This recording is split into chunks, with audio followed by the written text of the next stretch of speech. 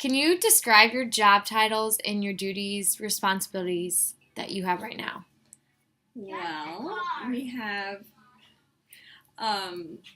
we have to just hang out with the kids and play with them and make sure that they're not fighting or hurting each other or, getting into things that they're not supposed to because locked doors only go so far. And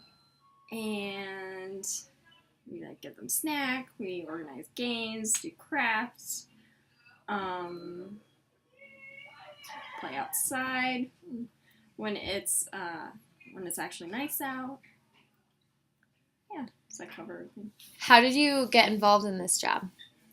Well, I worked at the summer camp for the Teen Spirit for just this past summer, and it was really fun. And so I had 2 days that I was able to do after school, and I needed some extra cash, so there we go. Why do you think there are different programs for children with disabilities and children without disabilities? Well, children with disabilities sometimes require more assistance and more one-on-one support. And if their disability is somewhat more severe, they we have a sensory room here, and we have other things that can help with situations that other places might not be able to handle. With some of the What types of activities and stuff do you do differently here than specifically for the children with disabilities that you might not do at a regular aftercare program? Well, we definitely make sure that everyone has time to relax and reset before we actually start doing homework or reading or actually doing a craft. All the crafts are adapted, so they're fairly easy to do. We always give them choices. Preferably we want them to do the craft and join the group, but if they really don't, they can go in the sensory room or be with another staff and kind of do their own thing and relax to avoid a meltdown. Do you think it's always necessary to have two different types of programs for aftercare and daycare situations? Not necessarily, because inclusion is so important, but it does depend on what is the most appropriate for the child, and if and what's most appropriate for the child, and if some of our kids will throw pretty intense tantrums. So I'll come get you, okay? Almost done. You need a balloon? You took the only two, okay? No, you already have two. No, my pop.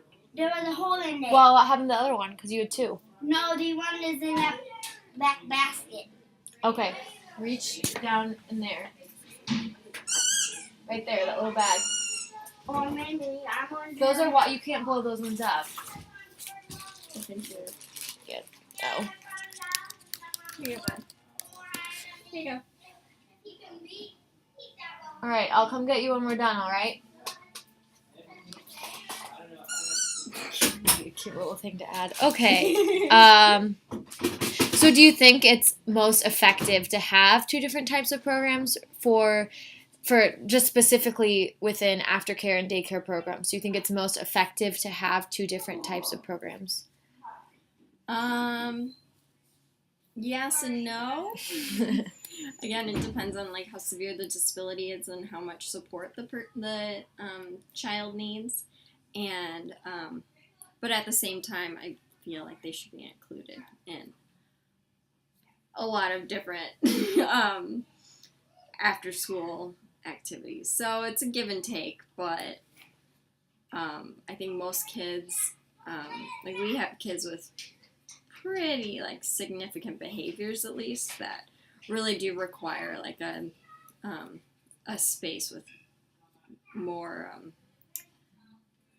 objects and things that they can use to calm themselves down and regulate their behaviors. So because you were just discussing like the children with more significant disability, is there specific certain types of disabilities or severities of disabilities that would qualify a child to be put in a special recreation or some sort of um, accessible like aftercare or daycare sort of program? Yeah, I think a lot of it has to do with the parents too. Like, what do they want for their child? And then, because I think like CUSR, like they or the park district almost has to have something for people with disabilities. But yeah, I would assume parents would want their child if they have more significant disabilities, such as like autism or maybe Down syndrome. It just, it all depends on each individual and what they work with the best and what their parents want and the staff and whether or not it's appropriate to have them.